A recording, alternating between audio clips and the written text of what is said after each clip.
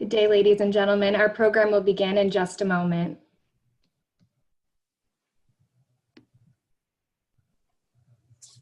Ladies and gentlemen, our program will begin in just a moment. Good day. Welcome to Advocacy Anywhere, powered by AJC. Advocacy Anywhere is AJC's digital platform that enables you to engage with AJC's global expertise, content, and advocacy from wherever you are. Today's program is brought to you in partnership with Jewish Insider. You can sign up for Jewish Insider's daily kickoff by visiting jewishinsider.com.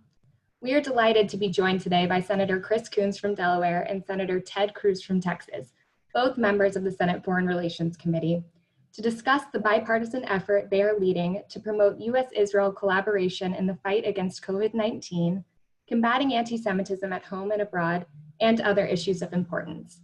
Senators Cruz and Coons are no strangers to AJC. In 2019, Senator Cruz spoke at our annual AJC Global Forum in Washington, D.C., and in 2017, Senator Coons addressed an AJC-sponsored Senate Human Rights Caucus reception with Prince Zaid al-Hussein, the then UN High Commissioner for Human Rights. Moderating this conversation is AJC Deputy Director for Policy and Diplomatic Affairs, Julie Ringman. After we hear from our speakers, we will take your questions.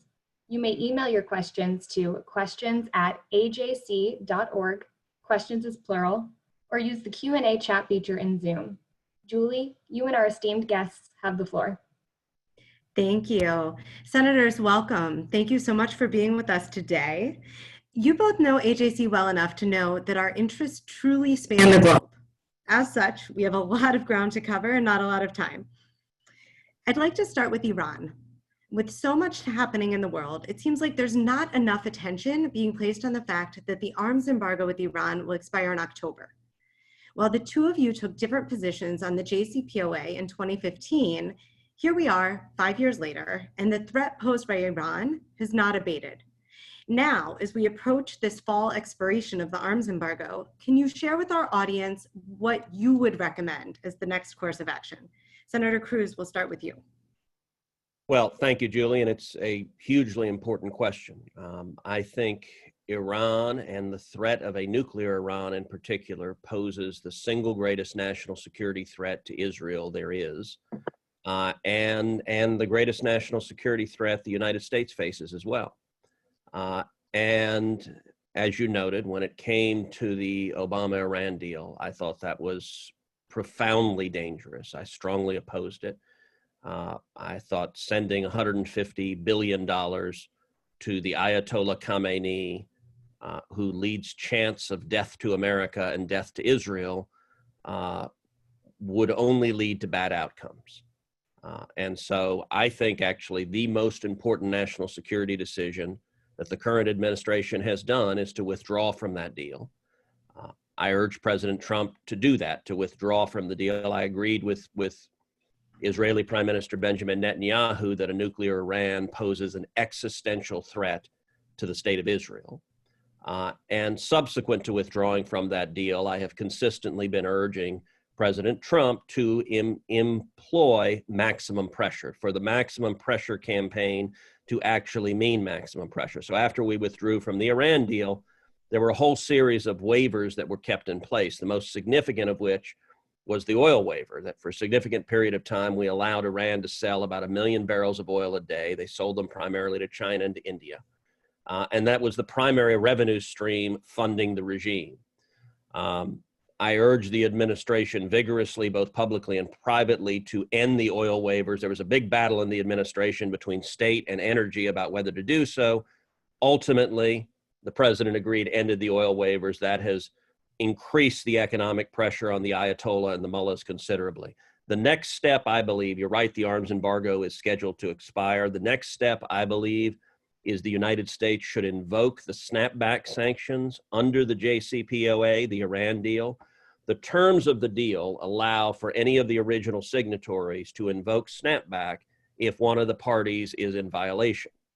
Iran now is flagrantly in violation. They're not pretending to be complying with the deal. I think they were likely cheating even before, but they're not even pretending. They are openly moving forward in violation to the terms of the deal.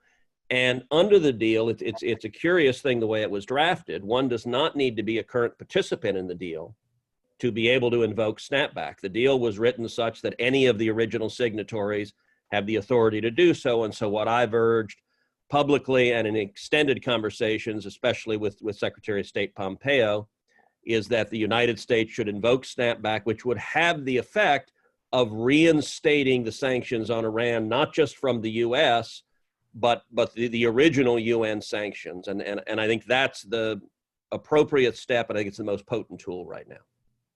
Very interesting. Thank you. Senator Coons? Thanks, Julie.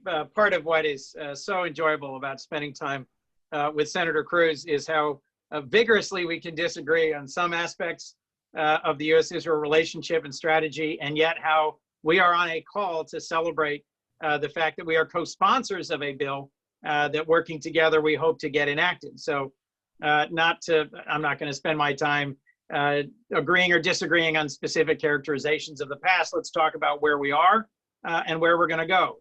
There is a bipartisan resolution that Senators Rosen and Toomey have introduced that I support that would press for the extension of the arms embargo.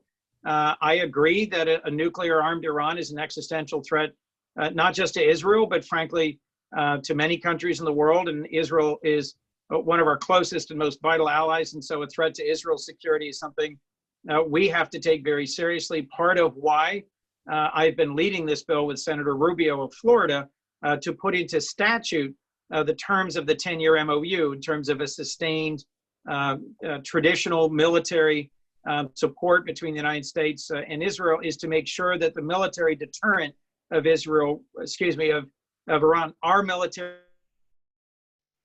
deterrent against Iran, Israel's military deterrent against Iran remains strong and reliable and secure. To that, Senator Cruz and I have added an amendment, if I could speak to that specifically, that recognizes we're in a global pandemic, something that has impacted countries all over the world, something that is not magically going away in the next days or weeks, something that has impacted Iran and Israel and the United States. And the United States and Israel have two of the most innovative and inventive societies in the world. We are real leaders in medical technology. And so the purpose of our amendment together is to invest in that partnership, to look for a partnership from Israel and investment by the people of the United States in joint work to develop the therapeutics and the vaccines and the responses to this pandemic that will contribute to the security of Israel and the United States. Thank you. And we're going to get to talking about your bill in just a moment because there's a lot to unpack there. Before we do, I have one other question about another key AJC advocacy priority, and that's combating anti-Semitism. And combating anti-Semitism is unfortunately a problem that we encounter at home and abroad and really across the political spectrum. And of course, it's easy enough to condemn it when it comes from a political component, but it's much harder, frankly, when it comes from someone who's aligned within your own party. So I want to ask both of you, Senator Coons, you first. What can be done about some who are on the left who are so quick to denounce Israel that they would cross that line into outright anti-Semitism? Look, I think it's important for us to call out those whose actions put in question whether or not we as a nation are committed to combating anti-Semitism. Here in the Senate, there's a bipartisan task force that Senators Lankford and Rosen have put together that I participate in. And there have been actions and words on the left and the right that are reawakening, reviving, giving oxygen to this oldest of hatreds and this most lethal of hatreds. And so one of the things I think we should be looking for in our elected leaders, both now and in this fall's elections, is people who are calming down those who would call for division and calling out those who, in the guise of advocacy on behalf of a particular cause, are engaging in some tropes that we know are anti-Semitic. And so that's part of my position on the BDS movement. That's part of my position in terms of working closely with Senators Lankford and Rosen.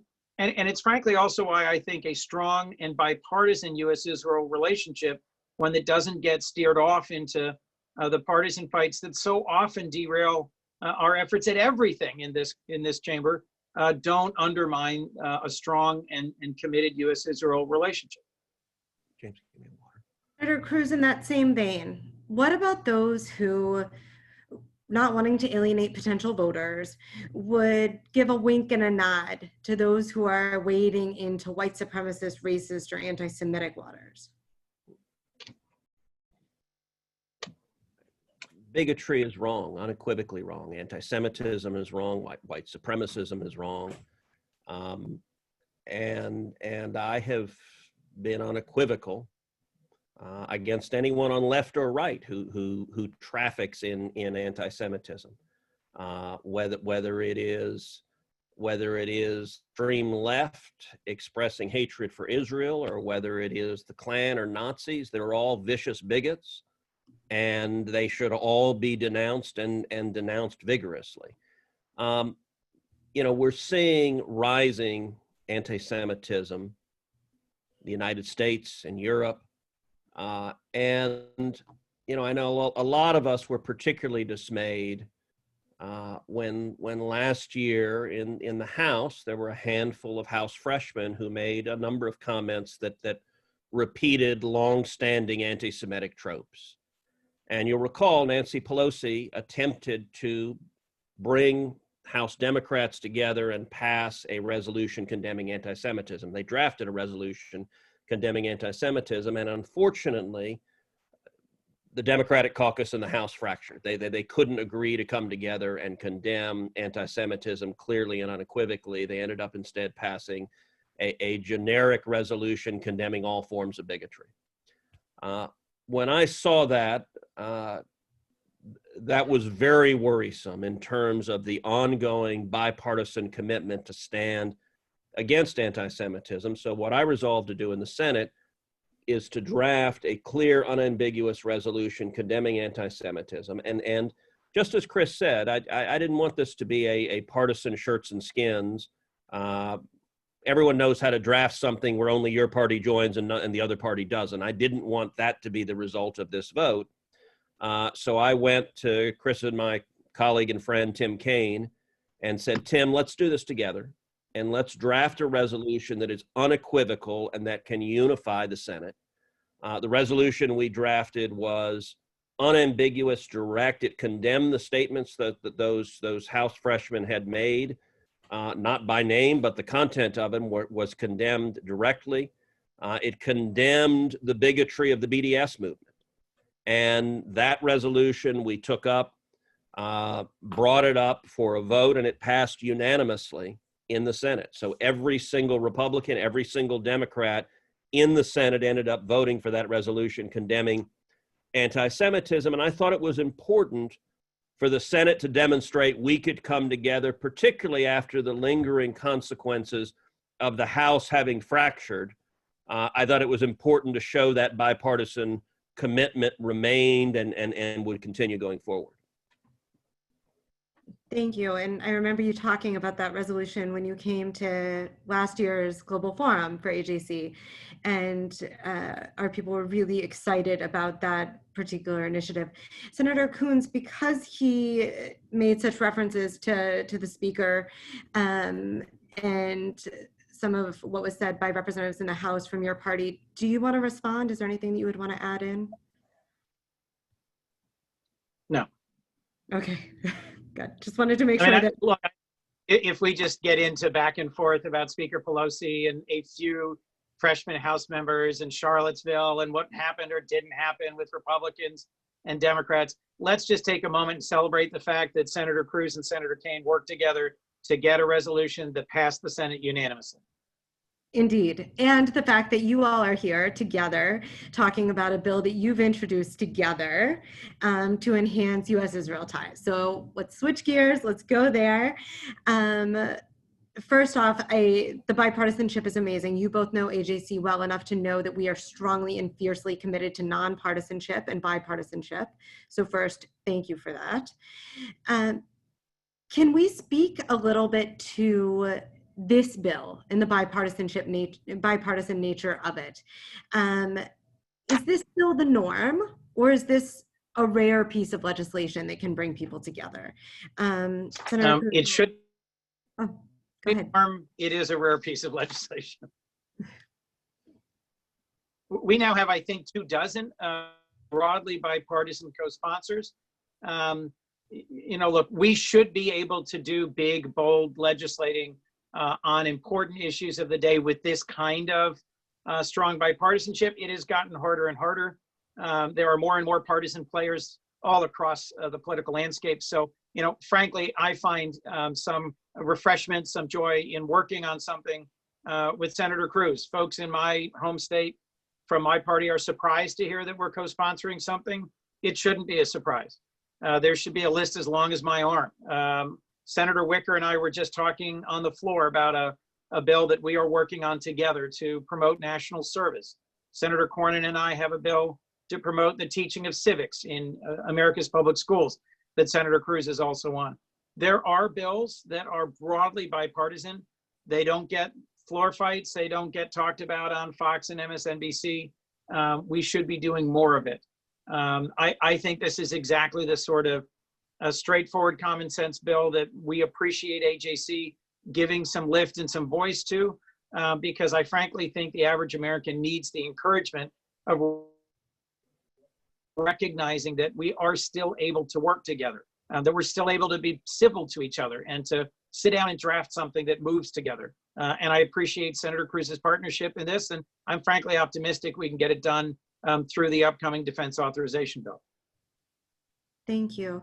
Talking about your average American, Senator Cruz, I want to ask you, for us, this bill is a natural, right? Anything to promote and enhance U.S. Israel ties is something we're going to greet with enthusiasm. But I'm curious to know as to whether there are folks out there in Texas or elsewhere who say, why Israel? Can't we make these pharmaceuticals, these medical products here at home? So to be honest, if there are, I haven't encountered them. So we have not seen serious pushback. And listen, I agree with what Chris just said. Chris and I served together on the Judiciary Committee and on the Foreign Relations Committee. Those are two very different committees. And it's no secret to anyone, these are highly divided times, highly partisan times. We're a few months out from an election, so everyone is battling for their respective horses. That's the nature of politics. And sadly, this is a time where the division, I think there's a bitterness and anger that isn't always present, but it's present right now on both sides. I wish everyone would just kind of count to 10 and relax a little bit, but I don't think that's terribly likely to happen anytime soon. I do think in spite of the division, there is the possibility for bipartisan cooperation. And actually, Judiciary is a committee where you tend to sort of strap on your armor and go battle like gladiators. And we have lots of fireworks in Judiciary. Foreign Relations is interesting in that it's not quite the same. I think there is more bipartisan cooperation in Foreign Relations than Judiciary. Some of it's just the nature of the issue set. And so this bill, for example, the genesis of this bill was really twofold. One is strengthening our friendship with Israel, with both Chris and I very much want to do.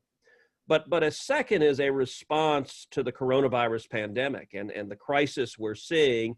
And one of the things that's highlighted for a lot of people is something that has concerned me for a long time, which is the growing dependence of our supply chain, particularly our medical and pharmaceutical supply chain, on China. And the Chinese Communist government has systematically targeted the manufacture of pharmaceuticals, working to drive U.S. manufacturers out of business and working to take over and establish cartels controlling vital pharmaceuticals. And we saw in the midst of this pandemic, one Chinese-owned state newspaper explicitly threaten to cut off life-saving pharmaceuticals to the United States as a tool of economic warfare. And that is a vulnerability that is deeply, deeply concerning, and it's concerning on a bipartisan level. And so this bill is a joint partnership with Israel, each side investing $12 million in medical research, joint research together, using the learning and expertise and skills of both nations to focus on defeating COVID-19 and developing, whether it's testing, whether it's vaccines or a cure working to bring the technology we have together to address this problem. But it has a twofold benefit of strengthening the Israel relationship, but also lessening our dependence on the supply chain on China. And I think that's why we saw in foreign relations, this bill passed the Foreign Relations Committee unanimously as part of a larger package. And it's also why, as Chris noted, that we're up to, I think we've got 26 co-sponsors right now, and I think it's evenly matched where it's 13 Republicans, 13 Democrats, and I think we'll get more.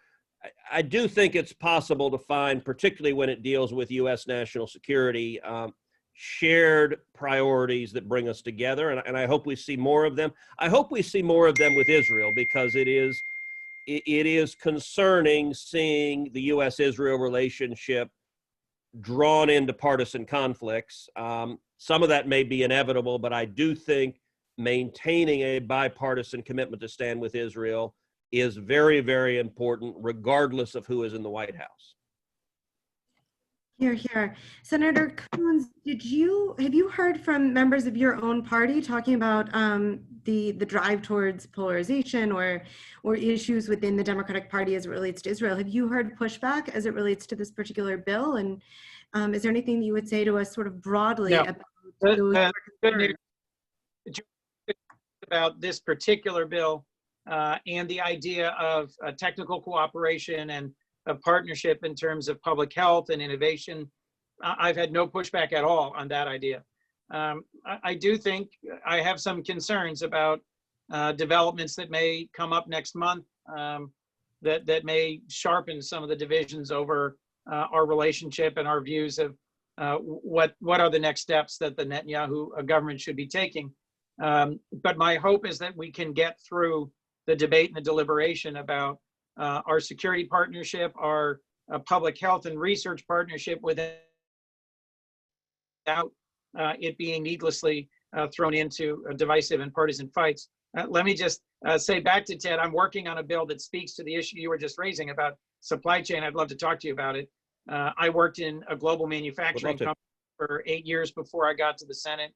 The moment that got my attention, forgive me for being personal, but I'm on blood pressure medication. This is a great place to serve. And I was told that it couldn't be filled because the active pharmaceutical ingredients that allowed for the one pill that I take regularly were not available from China for a period of time. So I do think we have a teachable moment, to the point Ted was raising, where we can look to some of our supply chains in terms of medical devices, medical equipment, personal protective equipment, and active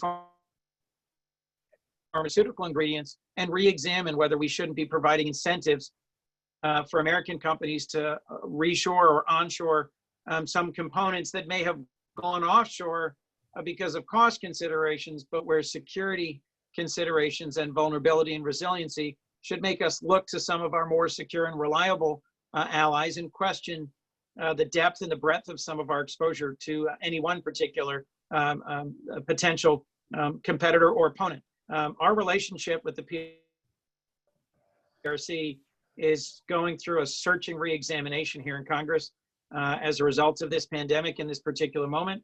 And I think what Senator Cruz and I are trying to do is to focus a little bit of that attention on the U.S. Israel relationship. Israel, I think, needs to see that its relationship with the United States, both its economic and its security relationship, is strong, is bipartisan, and is durable. Thank you very much. I'm going to turn to Jillian for questions from our audience. But as I do, I also want to say kudos to both of you, because when we were first faced with this pandemic, there was so much local angst and strife, and the fact that you were able to sort of see that, but then also see the global implications and find ways to tap into our national and international needs, I think was really actually quite visionary. Jillian, do we have some questions from the audience? Thank you, Julie. Yes, we do. And just keeping in mind your schedules, we'll take a couple of the many questions we're receiving. The first question comes from Michael Greenspan in Boston.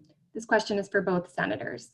The UN is a flawed, expensive system, and there has been a deep-seated anti-Israel bias.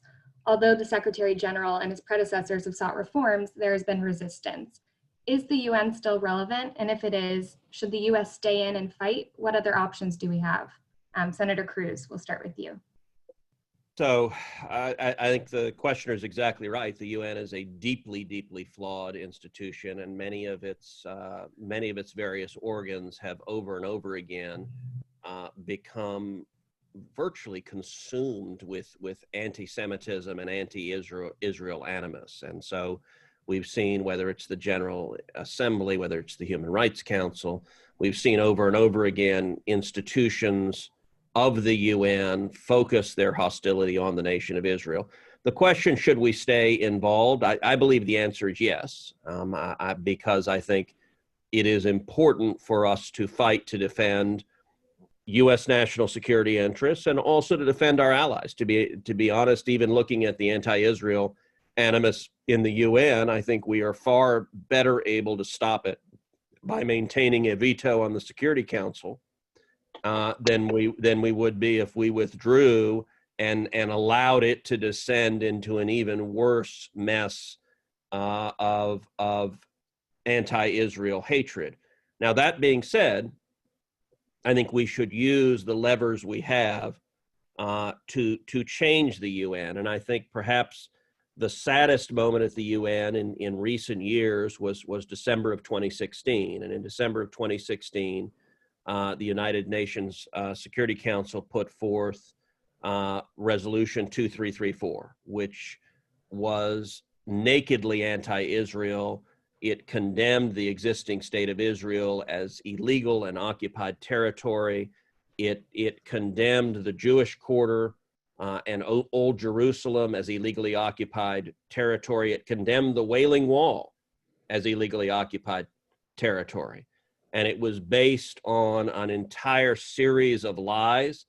I spoke out vigorously against it. I introduced legislation that would have substantially reduced the United States payment of dues to the UN unless and until they rescinded 2334.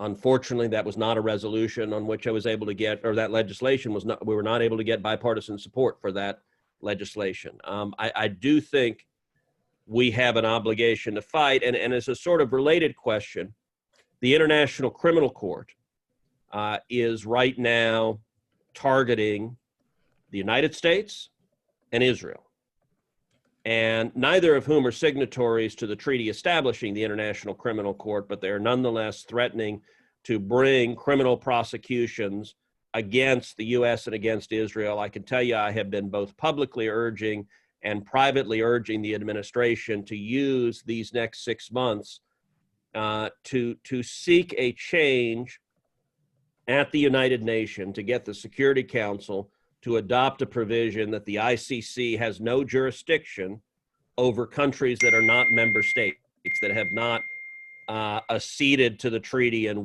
willfully subjected themselves to jurisdiction. Were we to adopt that, and I've got some level of optimism, this is an idea that actually came from a breakfast I had with Prime Minister Netanyahu when he was last in Washington. I think that would do a great deal to protect both Israel and America from the anti-Americanism and anti-Israel sentiment at the ICC and at the UN more generally. Thank you. Senator Coons? Forgive me, which question would you like me to answer, if you could concisely? We are in the middle of a floor vote. I was just checking with my folks how far along we are. Of course. So regarding the UN, should the U.S. stay and fight despite the anti-Israel bias? There is value in our remaining in the United Nations despite its dysfunctions. In the subcommittee on foreign relations that I chaired my first 4 years here, I had the occasion to visit both peacekeeping missions and refugee operations in a half dozen countries. And the United Nations has serious flaws in how it operates peacekeeping, in how, for example, the World Health Organization initially responded to this pandemic, but in the absence of the World Health Organization pulling together the world to do the research and the response to this pandemic that is urgently called for, would be just dramatically more difficult. So I don't think that we should withdraw. I think we should engage, and I think we should fight hard for our trusted allies. And many of the points Senator Cruz just made about the ICC and some of the other functions that are related to or connected to the UN, when they become platforms for largely attacking Israel and the United States, I think our best response is to stay engaged and to push back and to advocate for our view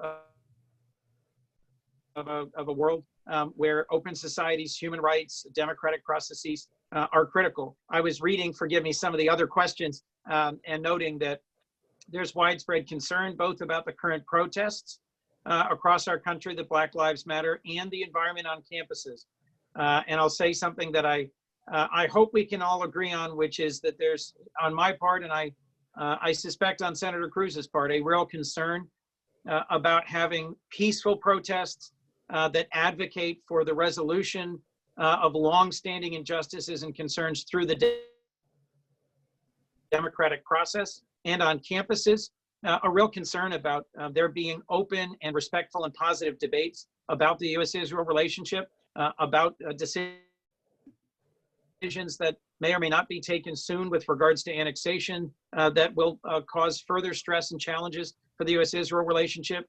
I try my best on campuses in Delaware and around the country and here in the Senate to advocate for civility, for respect, for compromise, for a reasonable process, because the alternative is violence and force. The United States went through a brutal civil war, and frankly, one of the things that traveling around the world through the Foreign Relations Committee and the service that Senator Cruz and I provide in that context gives us is an insight into what the alternatives look like. China is advancing a digital authoritarian model around the world that I think we need to stand up to. And we here in the United States have to show that an open society, peaceful demonstrations, a democratic process can actually solve big problems. So we need nonpartisan organizations like AJC to keep us focused on that vision and to not let us devolve into endless bickering and mutual recriminations and dysfunction here in the United States, because the world needs us as a functional democracy. Thank you, Senator Coons. And as you mentioned, there's a Senate vote happening, so we do have a hard stop. So Julie, I turn it back to you briefly. I just want to thank both of you so much for sharing your time with us and for your candor during this conversation, for your support of Israel and the Jewish community, and for strong American global leadership. We'll let you get back to work and hopefully continue this conversation at a later date. But we really do appreciate your friendship and your willingness to come speak with us today. Jillian? Well, thank you for having us, and thank you for AJC's leadership. These are incredibly important issues, and we're grateful for your leadership. Thank you. Thank you, Julie. Thank you, AJC. Thank you, Senator. I also want to thank our audience for joining us and showing your commitment to the topics discussed here today. In these unique times, while so many of us are separated from our family and friends, AJC is still bringing us together on the issues that matter. Please consider making a donation to AJC so we can offer you more programs like this one, and so we can continue standing up for the Jewish people, for Israel, and for the values that unite us all. Visit ajc.org/donate. Please join us for our next Advocacy Anywhere program on Friday, June 26th at 1 p.m. Eastern Standard Time with two prominent former U.S. ambassadors to the UN, John Negroponte and David Pressman, for a conversation on the UN at 75 and its role in the U.S. foreign policy. Please stay safe and healthy. Thank you and goodbye.